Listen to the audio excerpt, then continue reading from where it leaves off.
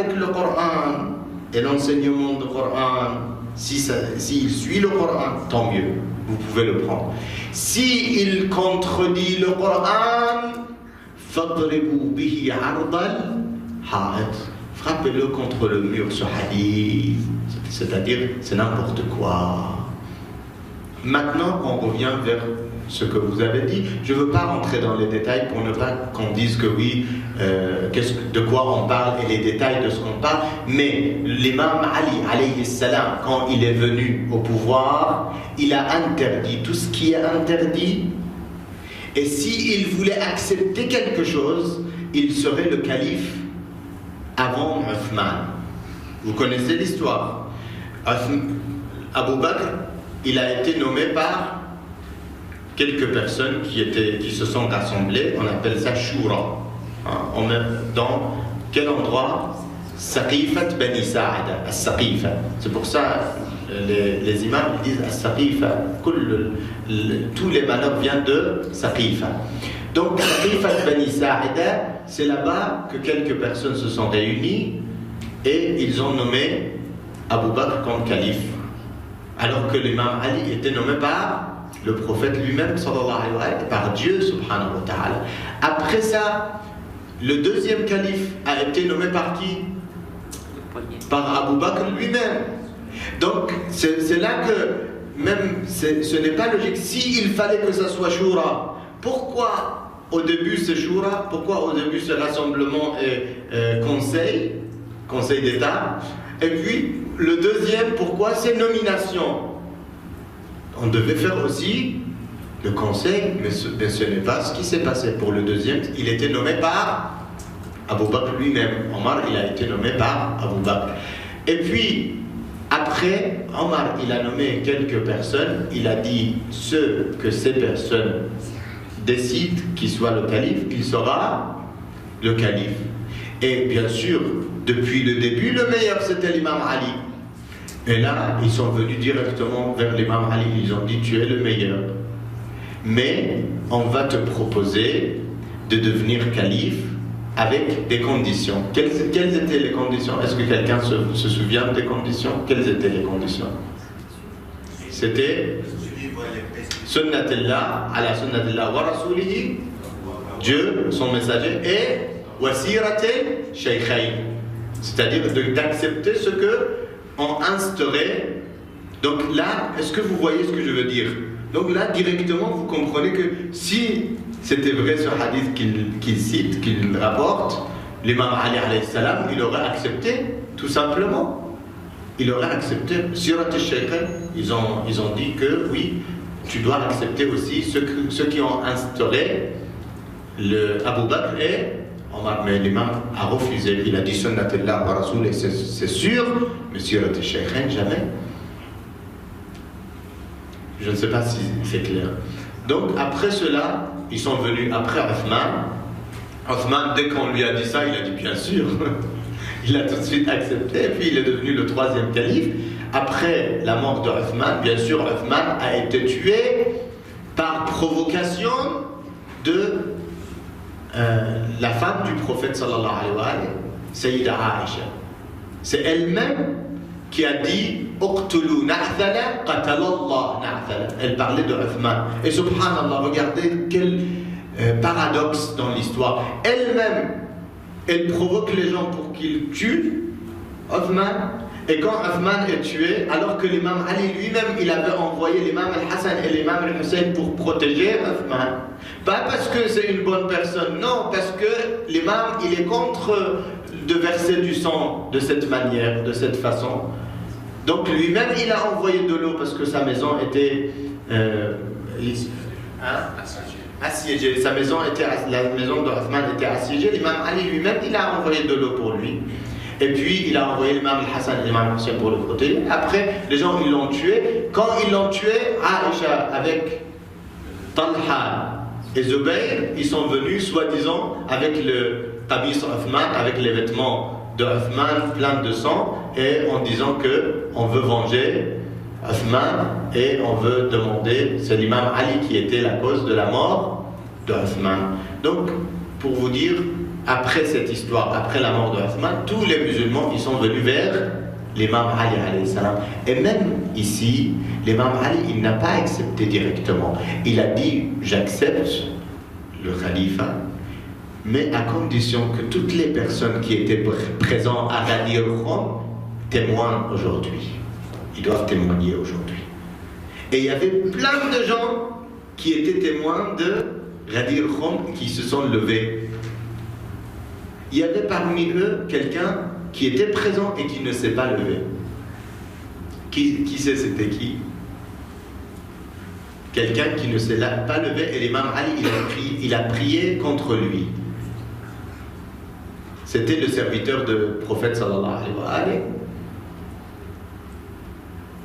Donc, le serviteur du prophète sallallahu wa sallam alayhi, lui-même, il était là et il était présent à Ghadir Khumm et il ne s'est pas levé dans cet rassemblement. Et l'imam Ali alayhi salam, il a dit que si tu mens, que Dieu subhanahu wa ta'ala te donne la lèpre. Lèpre, c'est ça, on devient la lèpre. Donc, il est devenu lépreux. Et toujours quand les gens lui disaient qu'est-ce que tu as eu, il disait asabatni da'watul abd salih. Yani malgré qu'il était malade, mais il ne pouvait rien dire d'autre que l'abd salih de Amir al-Mu'minin, le pieux, le meilleur, qui est l'imam Ali alayhi salam. Sa prière m'a touché. C'était justement pour prouver aux gens que je ne suis pas le 4e calife, mais le premier calife. Donc oui, il y a beaucoup d'histoires. C'est clair que c'est faux parce que on va comparer avec le Coran. Comme on a dit tout à l'heure, on doit comparer tout avec le Coran. Le Coran, il nous donne l'obligation de l'amr bil ma'ruf wa nahi anil munkar. Est-ce que c'est logique de ne pas faire amr bil ma'ruf wa nahi anil munkar? Ce n'est pas possible. Excusez-moi, celui qui a la lettre, il ne peut pas être imam Jamaat d'une prière en assemblée, justement, le film des jours. Est-ce que c'est lié à ce que vous venez de dire?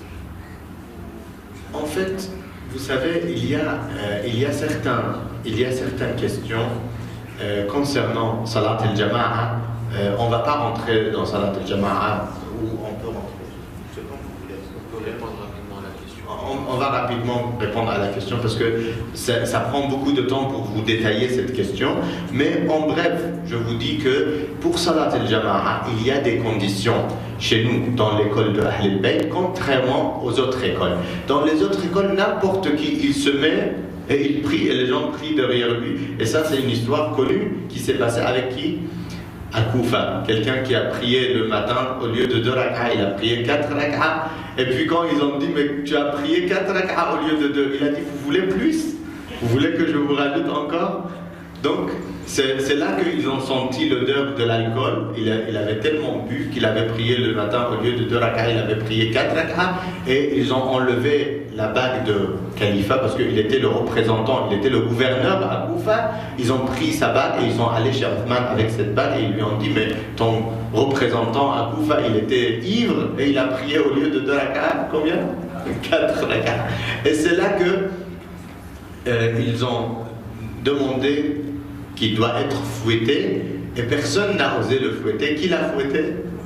C'est l'imam Ali alayhi salam qui l'a fouetté. Ça. Est-ce que tu as eu la réponse à ta question? Oui.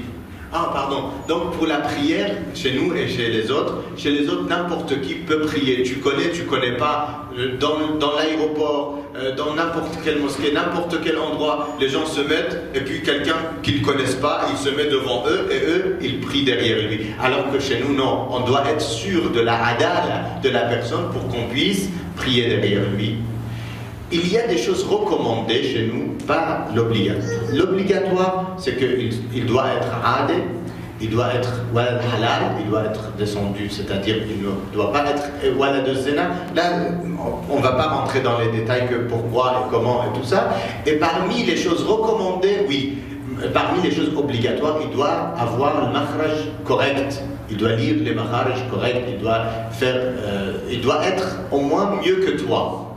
C'est-à-dire, en Iran, par exemple, il y a des gens, ils lisent, et puis il y a d'autres qui sont persophones et qui ne lisent pas comme lui, ils lisent moins bien que lui, ils peuvent prier derrière lui sans problème. Parce qu'il y a des gens qui vont dire non, mais il y a des makhraj qui ne sont pas bons. Oui, parce que pour eux, c'est bon. Mais moi, j'ai un makhraj qui est meilleur que lui, je ne peux pas prier derrière lui. Donc parmi les choses, ça c'est des obligations. Maintenant, il y a des choses recommandées. Parmi les choses recommandées, quand il y a plusieurs alim, plusieurs chefs, plusieurs imams, qui ont les mêmes makhraj, tous les deux, ils ont le bon makhraj, ils ont tout ce qu'il faut pour prier jama'a, c'est là que viennent les autres choses. Celui qui est le plus beau, celui qui est le plus souriant, celui qui est... Il y a des choses comme ça qui viennent après. Concernant, je vais attaquer un peu les questions que j'ai reçues par message. Je vais en regrouper certaines qui concernent le même sujet. On a quelques questions concernant les différences sur la salat. Donc, j'ai plusieurs questions, je vais les évoquer. Donc, par exemple, chez nos frères, ils n'acceptent pas de regrouper les prières. Chez nous, on regroupe les prières. Donc, déjà, d'où vient cela? Ça, c'est la première chose. Et une autre question dessus, du coup, est-ce que chez nous, ce serait autorisé de ne pas regrouper les prières? Ça serait une deuxième question. On a également d'autres différences, toujours concernant la prière, les bras le long du corps, les bras pliés, etc. D'où viennent toutes ces différences? Donc, juste pour récapituler, on a trois questions sur le même sujet. Première chose, c'est sur le fait de regrouper les prières, d'où cela vient chez nous. Et aussi, est-ce qu'on aurait le droit chez nous de séparer les prières? Et les autres différences, d'où nous viennent-elles? C'est-à-dire les bras qui sont différents, etc.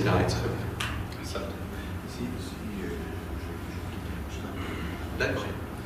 Bismillah ar-Rahman ar-Rahim wa sallallahu ala Muhammadin wa alihi at-tahirin. Donc, concernant les prières, le fait de regrouper les prières, même chez les sunnites, aujourd'hui, j'ai vu plusieurs vidéos, même qu'on voit dans les réseaux sociaux, qui sont des savants sunnites qu'ils ont cités parce qu'ils ont vu le problème qu'ils ont. Surtout en Europe, vous voyez, des fois, l'Aïcha, c'est très tard. Donc, eux-mêmes, ils savent que ça leur crée des problèmes. Et certaines personnes, même, qu'est-ce qu'ils font? Ils dorment et puis ils font la prière de Aïcha avant de prier la prière du matin. Donc, leurs savants même, ils leur ont dit non, ce n'est pas normal de faire ça. Il y a un hadith dans les livres sunnites, c'est-à-dire dans Sahih al-Bukhari, dans Sahih Muslim et les autres livres, que Ibn Abbas, le cousin du prophète sallallahu alayhi wa sallam, rapporte ce hadith que le prophète sallallahu alayhi wa sallam a prié Dhuhr et Asr ensemble et Maghrib et Isha ensemble. Bidoun khatarin wala matarin, parce que eux, quand tu es dans le voyage, pour eux, c'est normal de rassembler. Quand il y a une peur, quand il y a une guerre, quand il y a des problèmes, ils peuvent rassembler les prières. C'est pour ça, nous, quand on est en voyage et puis on rassemble les prières, ils disent oui, c'est normal, parce que vous êtes voyageurs. Ils pensent que parce qu'on est en voyage. Alors que dans leur livre, c'est marqué que le prophète sallallahu alayhi wa sallam a prié Dhuhr et Asr ensemble, Maghrib et Isha ensemble, sans guerre, ni voyage, ni pluie, ni danger, ni rien. Et quand on lui a posé la question à Ibn Abbas, et pourquoi le prophète sallallahu alayhi wa sallam a fait ça, il a dit Likayla yashqa ala ummati, pour ne pas rendre les choses difficiles sur sa communauté. Donc ça, c'était l'argument que Ibn Abbas il a présenté. Et même, je vous dis plus que ça. Maintenant, pour nous, est-ce qu'on peut rassembler ou pas? Oui, on peut rassembler, comme on peut les prier séparément. On peut les séparer. C'est ça. Donc c'est à midi, Dhuhr et Asr, et la Rasaqil, Layl, Maghrib et Isha, wa Qur'anan, Fajr, et la prière du matin. Et en plus, il insiste sur la prière du matin. Inna Qur'an al-Fajr, la prière du matin est vue. Inna Qur'an al-Fajr kana mashhouda. Donc ça, c'est les 3 temps que Dieu subhanahu wa ta'ala nous parle dans le Coran. Pour les prières, pour les 5 prières, on a 3 temps. Donc Dhuhr et Asr ensemble, Maghrib et Isha ensemble, et le matin seul. Justement sur ce même verset-là, Allah subhanahu wa ta'ala dit Aqim as-salata liduluki shams. Ensuite il parle du Coran, donc finalement c'est pas le salat qu'il dit au niveau du Fajr. Au Fajr il dit lisez le Coran, mais pas la salat. Non, en fait, ici, justement, les Mufassirin, quand ils ont parlé de ça, ils ont dit Qur'an al-Fajr pour dire à quel point la prière du matin est importante, il l'a nommé Qur'an al-Fajr. Sinon, c'est la prière. On parle de la prière même. Donc, on parle de la prière au début, comme vous dites. On parle Aqim as-Salat, les Duluki Shamsi, et la Ghasaq al-Layl. Donc, si ce n'était pas la prière, Allah, subhanahu wa ta'ala, dans son éloquence, jamais il aurait dit Wa Qur'an al-Fajr. Wa Qur'an al-Fajr, Aqim as-Salat. Qu'est-ce qu'avoir Aqim as-Salat avec Qur'an al-Fajr? Vous voyez ce que je veux dire? Donc, c'est forcément la prière, mais il a parlé de cette prière d'une manière très spéciale pour vous donner l'importance de cette prière. Wa Qur'an al-Fajr, inna Qur'an al-Fajr kana mashhouda. Donc faites attention à la prière du matin. Donc ça c'est les 3 temps. Maintenant, pour les prières, quand on fait les prières Dhuhr et Asr ensemble, ou bien on peut les séparer aussi. On peut faire Dhuhr, puis à l'heure de Asr, on peut faire le Asr. Mais s'il y a Jama'a, la prière en groupe, il est préférable de toutes les manières. Aujourd'hui, Fadilat Awwal al-Waqt, pour prier à l'heure, c'est très important de prier à l'heure. Mais il est plus important de prier Jama'at que de prier à l'heure. Il y a des gens qui se mettent, ils sont pressés, ils disent non, c'est Salat, Awwal al-Waqt, il vient, il prie tout seul, il ne prie pas Jama'at. Pourquoi? Parce que, soi-disant, il veut avoir la récompense de Awwal al-Waqt, à l'heure. Alors qu'il est en train de perdre une récompense 1000 fois plus importante, qui est la prière de Jama'a, la prière en groupe. Donc, oui, c'est très important de prier à l'heure, et de prier Dhuhr à l'heure, Asr à l'heure, Maghrib à l'heure, Isha à l'heure, mais il est préférable de prier Jama'at que de prier à l'heure. Maintenant, même la prière à l'heure, des fois on est obligé, excusez-moi, je vais un peu dans ce sujet, comme on a parlé de la prière, j'aimerais vous parler de quelque chose de très important. Souvent, surtout dans le mois de Ramadan, maintenant dans toute l'année, les gens, ils dorment, ils oublient même. Quand est-ce qu'on fait la prière, c'est pas important. Même si on va faire la prière de Maghrib à minuit, c'est pas un problème. Même si on va faire la prière de Sobh 5 minutes avant le lever du soleil, il n'y a pas de problème. Ça, c'est pendant toute l'année. Mais pendant le mois béni de Ramadan, ils sont pressés. Ils sont pressés à faire le Maghrib juste pour couper. Alors que, subhanallah, dans les riwayat de Ahl al-Bayt alayhi salam, et ça c'est ce qu'on a dit tout à l'heure, on a dit il y a des choses culturelles que les gens ils ont appris par leur culture, que même les chiites, dès que le adhan est levé, il veut couper son jeûne, alors qu'il est recommandé de faire salat d'abord, avant de couper. Et ça c'est une idée que malheureusement les gens ils n'ont pas, ils ne savent pas. Ils pensent que dès que le adhan est levé, il est obligé de couper. Non, il est préférable de rester en état de jeûne, en état de siyam, jusqu'à faire la prière Maghrib et Isha, et après Isha, de couper ton jeûne. Donc, et même la prière, tu dois faire attention de ne pas faire la prière avant l'heure. Parce que souvent, c'est ça le problème, c'est que les gens, ils peuvent prier le matin. Par exemple, il y a plusieurs horaires de prière. Nous, souvent, on fait des horaires un peu bizarres que les gens, ils ne sont pas contents. Ils disent, vous nous arrêtez de manger à 3h30 et vous nous dites de prier à 4h. Donc, il y a combien? Une demi-heure, c'est immense, c'est énorme. Donc, pourquoi vous nous faites ça? Je dis non, en fait, nous devons s'arrêter au moment qu'on est sûr que c'est la prière du matin. On peut ne pas faire ce ihtiyat, mais pour le manger, on peut manger jusqu'à ce qu'on est sûr que c'est l'heure de Fajr. Ça, il n'y a pas de problème. Vous pouvez. Mais par précaution, on s'arrête avant. On s'arrête avec la première horaire de prière, parce qu'avec les différents calculs, il y a différents horaires. Donc il y a l'horaire qui dit Fajr à 3h30. Il y a d'autres horaires qui disent 3h40. Il y a d'autres horaires 50, d'autres horaires 4h. Donc entre les horaires, on doit, si on veut faire ihtiyat, on s'arrête de manger à 3h30 et on fait la prière à 4 heures. Ça, c'est l'ihtiyat. Maintenant, pour le manger, on peut prolonger si on ne veut pas faire l'ihtiyat. Mais pour la prière, on est obligé de prier dans la dernière horaire pour être sûr que l'heure de la prière est arrivée. Tu ne peux pas prier tant que tu n'es pas sûr que l'heure de la prière est arrivée. C'est la même chose pour Subh, c'est la même chose pour Dhuhr, c'est la même chose pour Maghreb.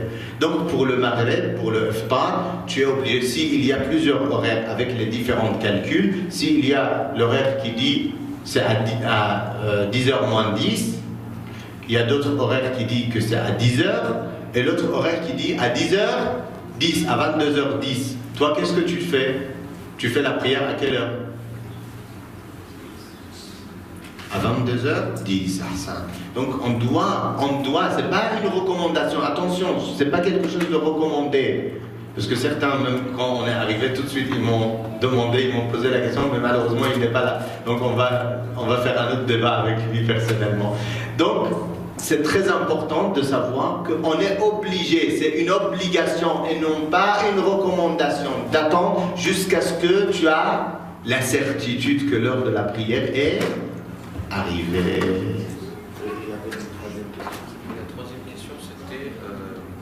La troisième question, c'était, on a des différences dans la pratique de la salat, les bras le long du corps, le fait que nous, on fait sejdo sur de la terre, d'où cela vient? Ça, normalement, même dans les livres sunnites, on retrouve qu'il faut prier sur quelque chose qui n'est pas, qu'on ne peut pas s'habiller avec et on ne peut pas manger. Ça, c'est même dans les livres sunnites, on retrouve ça. Mais malheureusement, dans la pratique, ils n'ont pas pratiqué ça. Donc nous, on n'est pas obligé de prier sur la torba. Ça, c'est la meilleure des choses pour prier, c'est la torba de l'imam al-Hussein. Parce qu'à l'époque du prophète sallallahu alayhi wa sallam, ils avaient fait avec la torba de Hamza Sayyid al-Shuhada sallallahu alayhi wa sallam. Il y avait des chapelets même avec la terre de Hamza Sayyid al-Shuhada. Il y avait des torbas faites, même le prophète sallallahu alayhi wa sallam, et c'est un hadith qui est dans les livres sunnites, que le prophète sallallahu alayhi wa sallam, il a vu quelqu'un qui avait prié sur sa cape, sur ses vêtements. Le prophète sallallahu alayhi wa sallam, il a retiré ça pendant que le monsieur priait. Et quand le monsieur il a fini sa prière, le prophète sallallahu alayhi wa sallam, il lui a dit, il est interdit de prier sur quelque chose que tu peux t'habiller ou tu peux manger. Et le prophète sallallahu alayhi wa sallam, il dit, la terre est pour moi un endroit où je fais sujoud et où je fais tahur. Tahur, c'est quoi? Tayammum, l'ablution sec. Donc, avec quoi? Même les sunnites, ils savent qu'ils ne peuvent pas faire tayammum sur le tapis. Ils peuvent le faire sur quoi? Sur les pierres et sur la terre. Donc, chez tous les musulmans, c'est comme ça. Dans la pratique, alhamdulillah, nous on pratique, les autres malheureusement ils ne pratiquent pas. C'est la même chose avec la question des mains. Les mains, même les Malikites, même les Hanafites, même les autres, tous ils priaient avant comme ça. Après ils ont changé. Maintenant il y a des différentes positions, mais malheureusement ce n'est pas dans leur livre même, c'est marqué et c'est mentionné que la prière, le prophète sallallahu alayhi wa sallam, il a toujours prié les mains ouvertes. Mais ils disent une fois, ils rapportent comme ça. Pourquoi ils disent qu'on doit mettre les mains sur le ventre? Parce qu'une fois, le prophète sallallahu alayhi wa sallam, il avait mal au ventre, donc il a mis ses mains sur le ventre. Donc le prophète, tout le temps, il a prié normal. On oublie tout le temps et puis on va s'accrocher sur une fois parce que moi j'ai mal au ventre maintenant. Même si c'était vrai, je dis. C'est même pas vrai, n'importe quoi. Excusez-moi. Oui. Juste pour clarifier une chose sur le bol de prière. Donc, si nos frères sunnites ils sont en train de prier sur du marbre, par exemple, oui. ils ne peuvent pas s'habiller avec, ils ne peuvent pas le manger, c'est bon. C'est bon. Mais par contre, sur un tapis comme ici, par exemple, c'est pas bon. C'est ça. C'est ça. Même pour nous, si on est par exemple, moi-même quand je suis au Masjid al-Haram, alhamdulillah, Dieu nous a permis, on était au Hajj, quand on est là-bas, à Medina, c'est des tapis. Donc on est obligé de mettre quelque chose, ou bien un papier, ou bien un chapelet, n'importe quelle chose qui est faite, ou bien du bois, ou bien de la terre, ou bien des pierres, ou même ta bague. si tu as une bague, parce qu'il y a des gens, ils pensent que si on n'a pas de mort, si on n'a pas de torba, on peut prier sur notre angle. C'est faux, faux, faux. J'insiste parce qu'on me pose beaucoup cette question. Est-ce qu'on peut prier sur les angles? Non, on peut prier sur... Si vous avez une pierre, vous pouvez prier sur la pierre. Si vous avez un chapelet qui est fait de haqiq, de pierre ou d'autres pierres, ou bien de la terre, ou bien du bois, vous pouvez. Si c'est en plastique, non, c'est pas bon. Donc, oui, mais Masjid al-Haram, à la Mecque, tout est en marbre, on peut prier sans problème, on n'a pas besoin de mettre quoi que ce soit. Alaykoum salam. Juste, comme vous êtes en train de dire qu'on peut prier sur la bague, alors du coup, en fait, si jamais, parce que Masjid al-Haram, évidemment, il y a d'autres endroits. Oui, donc d'autres endroits. Masjid al-Haram, on peut prier sur le marbre, il n'y a pas de problème. À Madina, on ne peut pas parce qu'il y a le tapis. Est-ce qu'à ce moment-là, je peux juste plonger mon Oui, il n'y a pas de problème. sans enlever la bague? Sans enlever la bague. D'accord, donc je peux garder juste. Oui. Concernant la bague, en prenant main quand on a la tolba, est-ce qu'il ne faut pas une taille minimale? Si, il faut que ça soit minimum à cette... Justement, c'est ça l'erreur que les gens pensent, parce qu'on leur donne la taille avec le doigt, donc ils pensent qu'on peut prier sur le doigt. C'est cette taille-là. Ou si la bague, elle est petite? Elle est grande, oui. Si c'est petit, c'est pas bon.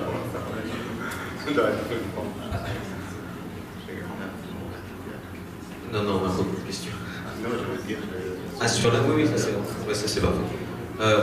Donc, pour avancer toujours sur les questions, je sais que je vais vous poser d'abord une question rapide, comme ça on clôture une question.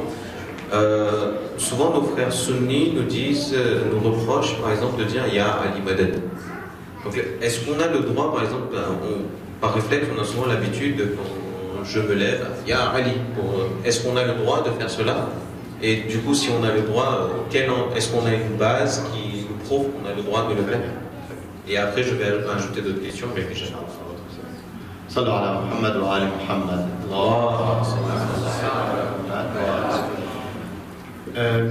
Pour répondre à cette question, les gens ils disent que le fait de dire Ya Ali par exemple, Ya Hassan, Ya Hussein, c'est du shirk. Tu es en train d'associer à Dieu. Moi je vais vous donner un exemple très très simple, comme ça vous allez comprendre que c'est du n'importe quoi. Aujourd'hui, j'ai un verre. Il me demande, donne-moi un verre d'eau. Est-ce qu'il a fait du shirk? Je vous pose une question très simple. Est-ce que c'est du shirk de demander à quelqu'un de te donner un verre d'eau? C'est pas du shirk. Donc, quand tu demandes de l'aide à Amir al-Mu'minin Ali ibn Abi Talib, en quoi ça doit être un shirk?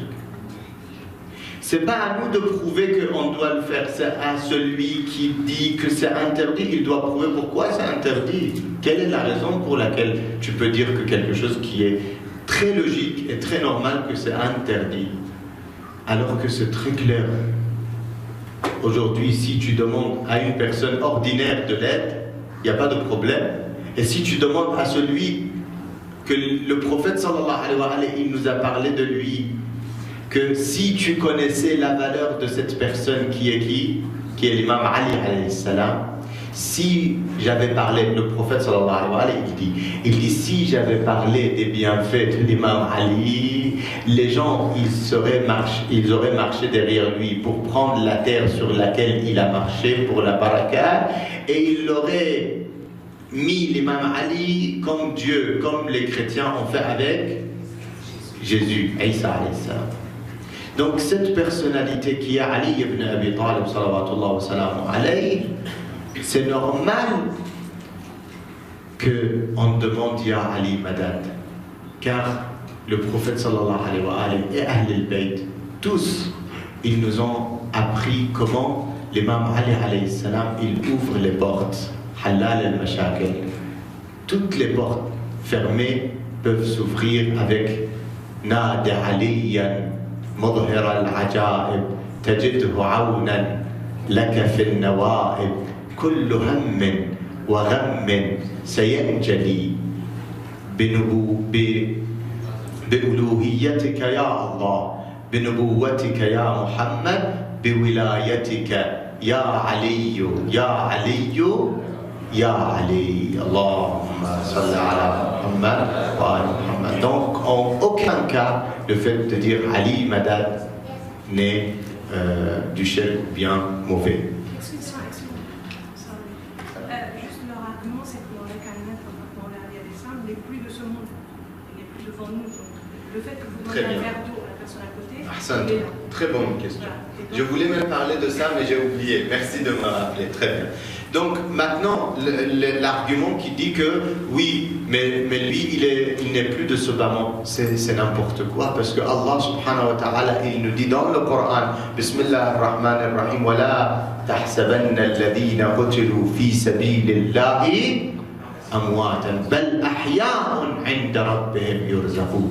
Donc les gens ordinaires, les hommes ordinaires qui meurent dans le sentier de Dieu, ils sont vivants. Et Amir al-Mu'minin, le prince des croyants, Ali ibn Abi Talib, il est mort.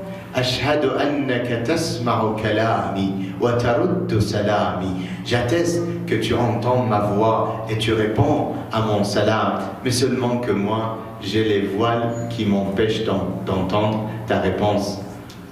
عفوا شيخنا نادي علي موجود في مصدرنا وفي بس شعر. Nadi Aliyan, vous savez, il y a beaucoup de choses qu'on a, même si on n'a pas de mastar, même si on n'a pas de... Par exemple, aujourd'hui, on va dire Dua Tawassul. Par exemple, il y a des gens, ils vont douter, ils vont dire, mais qui a dit Dua Tawassul? D'où ça vient Dua Tawassul? On a une base. Notre base, subhanallah, tout à l'heure, je voulais parler de cette base. On a une base. Ce qui est contre cette base, on n'accepte pas.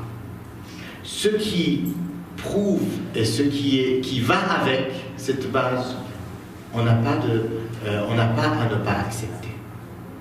Je vais expliquer plus que ça.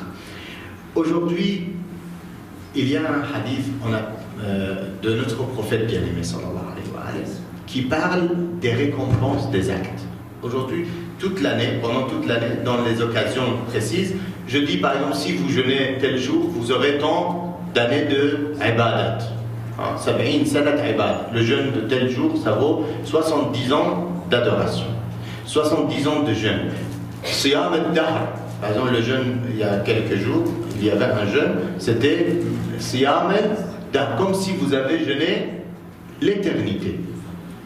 Il y a un hadith de notre prophète bien-aimé sallallahu alayhi wa sallam qui dit, si vous recevez un hadith de ma part, on vous dit, Cheikh Yasser, il me dit que le prophète a dit que si tu fais cette prière, c'est comme si tu as fait Hajja wa Umrah ma'a Rasulillah sallallahu alayhi wa sallam.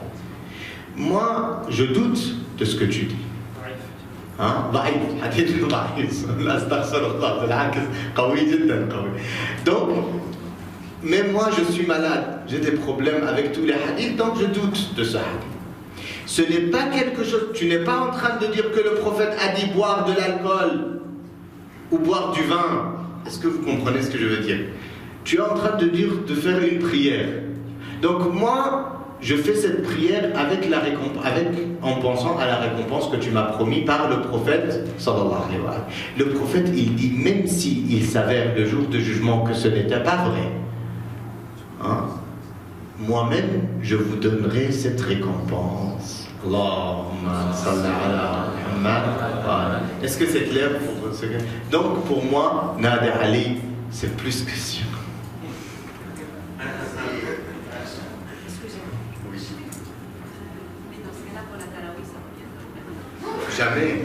Jamais, parce que Tarawih, c'est quelque chose que tout le monde sait que le prophète n'a pas fait. Tarawih, c'est quelque chose que même eux, dans leur livre, ils disent que Omar, il est venu un jour dans la mosquée, il a vu que les gens, ils étaient en train de prier éparpillés, donc il a voulu les rassembler et il a mis un imam devant eux. Donc c'est une innovation qui est faite par le deuxième calife Omar. C'est pour cela on dit, ce n'est pas normal que eux-mêmes ils disent dans leur livre que toute innovation est ignorance et toute ignorance est dans le feu. Et puis eux-mêmes ils racontent ce hadith et à la fin ils disent que Omar il dit, quand il fait cette innovation, le lendemain il est content de lui, que tout le monde est en train de prier ensemble et puis c'est ordonné et tout, il a tout ordonné. Donc à ce moment-là il est content de lui, il dit quelle bonne béda'a, quelle magnifique innovation. Eux-mêmes ils rapportent ce hadith, donc c'est une innovation. Cheikh, on a deux questions. Alors, on a d'autres questions sur Ahlul Bayt ensuite. Mais avant ça, on a deux questions concernant justement. Vous avez été pendant plus de 20 ans en France. Vous connaissez le contexte et le contexte actuel du pays. Quelle serait pour un étudiant, pour un jeune, la meilleure attitude à adopter à l'école, à l'université, en face de nos frères? Alors, il y a deux questions qui se rejoignent. La première, c'est: est-ce qu'on devrait être le plus discret possible ou alors on devrait vraiment affirmer notre schisme? Ça, ce serait la première question. Et toujours dans cette même situation, est-ce que le fait de provoquer le débat, c'est un devoir religieux ou alors on laisse venir les questions, c'est seulement quand ça vient convenir? Sallallahu ala Muhammad wa ali Muhammad. Allahumma salli ala Muhammad wa ali Muhammad. Donc, en fait, en vérité, nous avons le devoir, si on a un bagage, parce qu'on dit faqid shay'i la yu'ti, celui qui n'a pas quelque chose, il ne peut pas donner. Donc si quelqu'un, il a un bagage, il a l'obligation devant Dieu de partager ce qu'il connaît. Ça, c'est une obligation. Si quelqu'un, il a la possibilité, Allah subhanahu wa ta'ala, il nous dit waj'alni lil muttaqina imama. Donc on veut travailler sur nous-mêmes pour arriver à un point qu'on soit les imams des pieux, des muttaqin.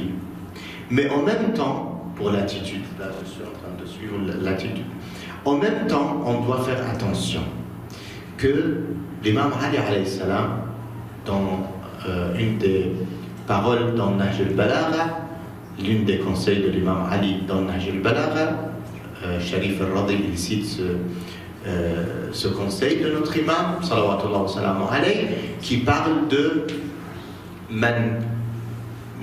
celui qui se met en imam pour les gens. Man nassaba nafsahu lin-nasi imama. Qu'est-ce qu'il doit faire? فليبدأ بتأديب نفسه قبل تأديب غيره. Il doit d'abord s'éduquer lui-même avant d'éduquer les autres. Puis l'imam il insiste encore. Il dit وَمُعَلِّمُ نَفْسِهِ وَمُؤَدِّبُهَا أَحَقُّ بِالْإِجْلَالِ مِنْ مُعَلِّمِ النَّاسِ وَمُؤَدِّبِهِمْ. Celui qui s'éduque et qui s'apprend à lui-même, il est plus dans le contexte d'être loué, on doit le louer, plus que celui qui apprend aux gens, et il enseigne les gens et que lui-même, il n'est pas éduqué. On dit justement, Bismillah ar-Rahman ar-Rahim, Ya ayyuhalladhina amanu, Labbaik Allahumma labbaik. L'imam Hassan, à chaque fois qu'il disait Ya ayyuhalladhina amanu, il répondait Labbaik Allahumma labbaik. Donc il dit Ya ayyuhalladhina amanu, lima taquluna ma la taf'alun. Pourquoi vous dites ce que vous ne faites pas? Kabura maqtan 'inda Allah an taqulu ma la taf'alun. Donc c'est très grave auprès d'Allah de dire ce que vous-même vous ne faites pas. Vous dites aux gens, ne gaspillez pas, vous-même vous êtes le premier gaspilleur. Vous dites aux gens, ne mentez pas, vous êtes le premier menteur.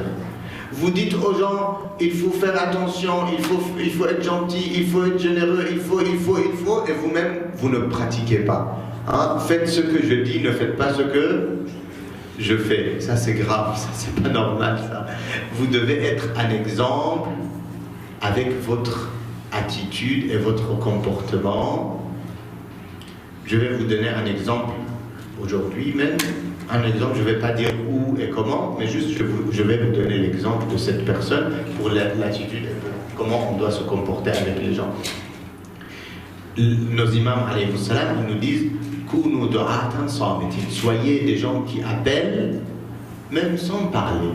Avec votre comportement, vous pouvez attirer les gens. Il y avait un étudiant ici en France, je ne vais pas donner plus de détails, il était à l'école, à chaque fois quand il mangeait, il partageait avec les autres. À chaque fois que quelqu'un voulait parler derrière les autres, il n'écoutait pas de riba. À chaque fois que quelqu'un il insultait, lui, il ne répondait pas. Il était tellement humble, gentil, généreux, que ses amis proches, il a eu des amis proches qui l'ont suivi et qui lui ont dit « Pourquoi tu es comme ça? On te voit vraiment, tu es spécial. » Il a dit « Parce que je suis chiite. » Donc tous ses amis sont devenus chiites avec lui, avec seulement son comportement. Ça c'est au niveau de France, à l'école ici, pour vous donner l'exemple ici. Et il y a un exemple beaucoup plus grand dans les pays asiatiques.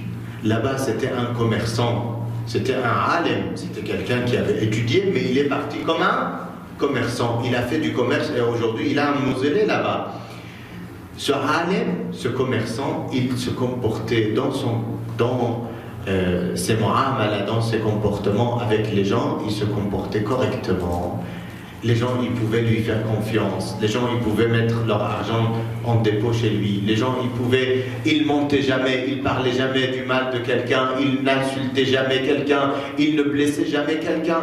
Avec ce comportement, la communauté lui a dit « Pourquoi tu es comme ça ?» Il a dit « Je suis musulman. » Donc, ils sont tous devenus musulmans grâce à une personne qui avait le bon comportement, qui avait donné le bon exemple. Donc oui, on a l'obligation, mais avec notre bonne manière, si tu as les bonnes manières et tu as un exemple, dis-leur et montre-leur que tu es partisan de Ahl al-Bayt alayhi salam pour qu'ils aiment Ahl al-Bayt et qu'ils suivent Ahl al-Bayt et qu'ils connaissent Ahl al-Bayt alayhi salam.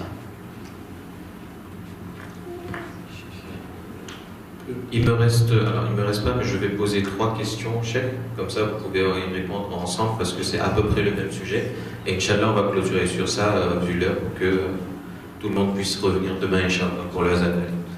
Donc, les 3 questions concernent un peu plus les Ahlul Bayt et le Ta'liq. Donc, la première question, c'est que Imam Ali alayhi salam à Karbala, avait-il d'autres fils présents pendant l'événement? Si c'est le cas, est-ce que ses enfants s'appelaient Abu Bakr, Ousmane ou Omar? Et encore une fois, si c'est le cas, pourquoi on n'en entend jamais parler? Toujours concernant Karbala et les Ahlul Bayt en général, on a l'impression qu'il n'y a que chez nous que le la'anet est présent. Est-ce que cela est vrai? Et si c'est le cas, pourquoi? Et enfin, la troisième question, c'est concernant le bid'a. Beaucoup de nos actions sont considérées comme du bid'a. Ziyarat l'imam Hussein alayhi salam, pleurer sur l'Ahlul Bayt, le nom de l'imam alayhi salam dans le Adhan. Comment on pourrait expliquer cela? Bismillah ar-Rahman ar-Rahim, wa sallallahu ala Muhammadin wa alihi at-tahirin. Allahumma salli ala Muhammad wa alihi. Vous m'excusez, je vais arrêter toutes les questions parce que vraiment ça prend des temps. Il n'y a pas de souci. Je vais répondre à toutes les questions.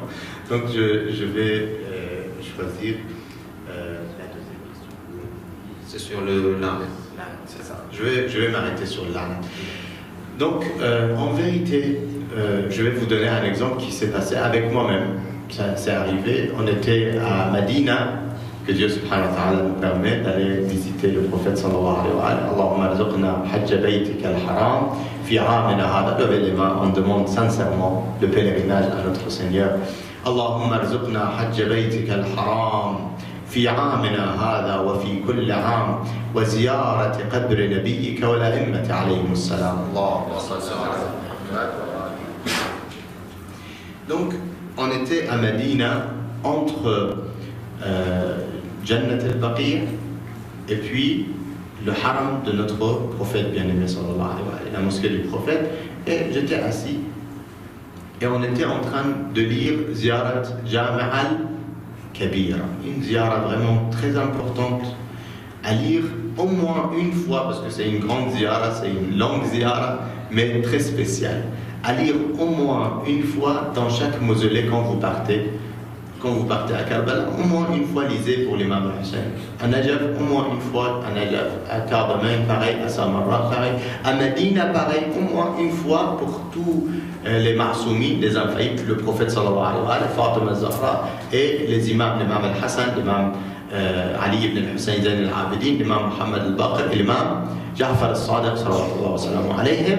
Donc au moins une fois vous lisez Ziyarat al-Jami'a Kabira. J'étais avec Mafatih al-Jinan, j'avais le livre Mafatih al-Jinan, et j'étais en train de lire Ziyarat al-Jami'a Kabira. Puis, à la fin de la ziyara, bien sûr, on dit à la fin de cette ziyara vraiment une phrase magnifique que si je connaissais des gens plus proches que Muhammad wa Ali Muhammad, Allahumma salli ala Muhammad wa Ali Muhammad, pour les prendre comme intercesseurs auprès de toi, Ya Allah, je les aurais pris. Mais il n'y a pas meilleur qu'eux comme intercesseurs. Donc, on avait fini, dès qu'on a fini, il y avait un monsieur, il est venu, il était envoyé pour justement demander qu'est-ce qu'on fait et tout ça. Il m'a demandé le livre. Je lui ai dit non. Je ne veux pas vous donner le livre, je sais que vous allez le jeter, donc je ne veux pas que vous jetez ce livre. Il m'a dit, c'est quoi? J'ai dit, c'est Mafatih al-Jinan. Il m'a dit, c'est que de l'an. C'est un livre qui fait que l'anat. J'ai dit, non, c'est pas que de l'an, mais il y a du l'an dedans. Il y a du l'an dedans. Il m'a dit, mais c'est pas bien de faire l'an. Je lui ai dit, non, au contraire. On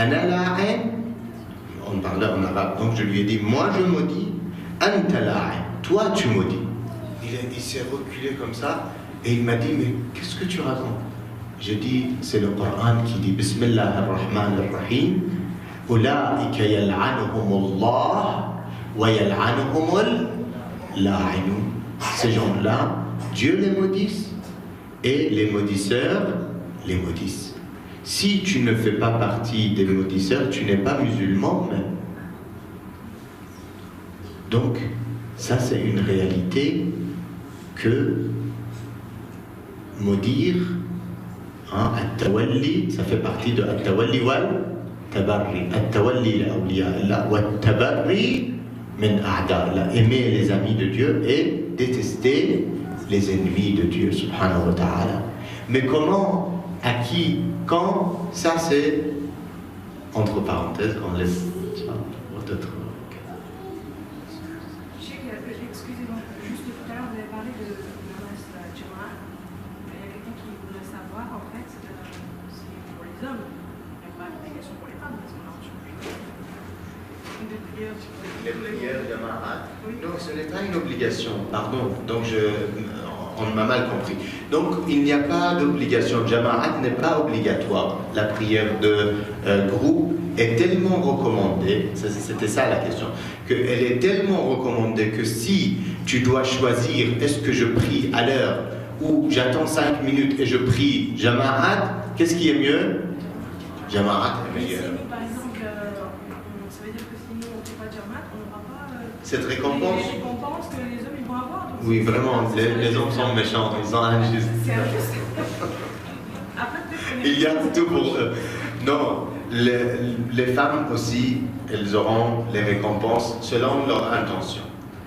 Toute personne sur cette terre, nous tous, on est jugés selon nos intentions. Innamal a'malu binniyat. Des fois, quelqu'un, il peut faire tous les jours Jama'at et aucune de ses prières n'est pas acceptée. Aucune de ses prières. Et une autre personne, il peut prier à la maison, mais que toutes ses prières sont acceptées. Mais on doit faire des efforts. Oui. Nous, on avait entendu parler des paroles de l'imam Jasad. La mosquée de la femme, c'est sa maison. C'est ça. Donc, elle aura la récompense. C'est pour ça que j'ai dit, ça dépend de l'intention, donc vous aurez toujours les... Que Dieu accepte, Inch'Allah.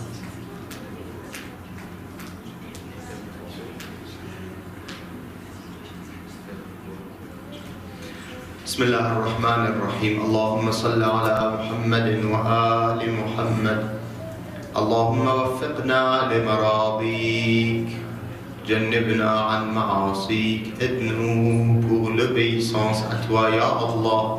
Éloigne-nous des désobéissances, Ya Allah. لا تخرجنا من هذه الدنيا حتى ترضى عنا. Ne nous sors pas de cette vie avant que tu sois satisfait de nous, Ya Allah. اجعل عواقب أمورنا خيرا. Fais que notre fin soit le meilleur, Ya Allah. شاف مرضانا. Guéris nos malades, Ya Allah. أد ديوننا. اقض حوائجنا. ارحم أمواتنا. Inch'Allah, on fait un maïujib pour tous les malades, surtout les personnes qui nous ont demandé spécialement des prières, qu'Allah subhanahu wa ta'ala les guérisse. Bismillahirrahmanirrahim. Amma yujibul mudtarra idha da'a wa yakshifu as-su'. Amma yujibul mudtarra idha da'a wa yakshifu as-su'. Amma yujibul mudtarra idha da'a wa yakshifu as-su'. أما يجيب المضطر إذا دعاه ويكشف السوء.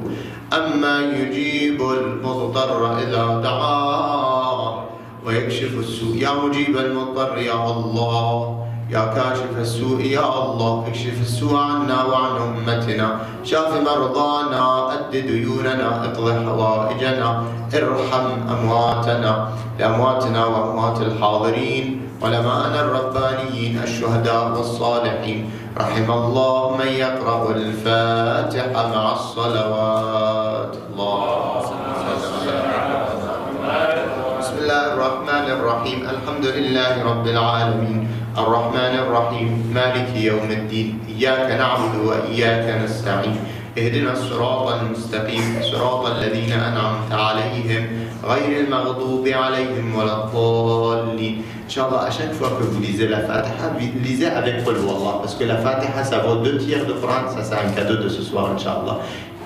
La Fatiha ça vaut 2 tiers de Coran. Qul Huwallah ça vaut 1 tiers de Coran. Ensemble ça fait comme si vous avez lu tout le Coran en entier. Bismillahirrahmanirrahim. Qul Huwallahu ahad. Allahu as-samad. Lam yalid wa lam yulad wa lam yakul lahu kufuwan ahad. Subhana rabbika rabbil izzati amma yasifun. وسلام على المرسلين والحمد لله رب العالمين. اللهم صل على محمد. Voilà, je voulais remercier vraiment toute l'équipe et surtout notre cher frère. Qu'Allah subhanahu wa ta'ala vous récompense, vous donne la baraka dans votre vie, Inch'Allah. Et merci énormément à vous tous de m'avoir supporté ce soir. Vraiment, je vous ai fatigué jusqu'à cette heure-ci. Excusez-moi et puis merci beaucoup de m'avoir écouté et supporté. Cheikhna, merci beaucoup d'être venu. C'est vrai que le public est resté à des heures tardives, ce qui montre que le public est intéressé. Mais vous aussi, vous êtes venu à des heures tardives, ce qui nous montre que vous étiez là et que vous étiez motivé pour servir la Koweït. Qu'Allah accepte, Inch'Allah. Je remercie donc Cheikh au nom de tout le comité et merci à tout le public d'avoir été là. Vous êtes pour moi à peu près 50 personnes every day. Ces programmes ne pourraient pas se faire sans votre présence constante à tous les séminaires que nous organisons. Qu'Allah subhanahu wa ta'ala accepte le sacrifice de chacun d'entre nous et qu'il nous permette, Inch'Allah, de continuer à le servir de la meilleure des manières. Sallallahu ala Muhammad wa ali Muhammad.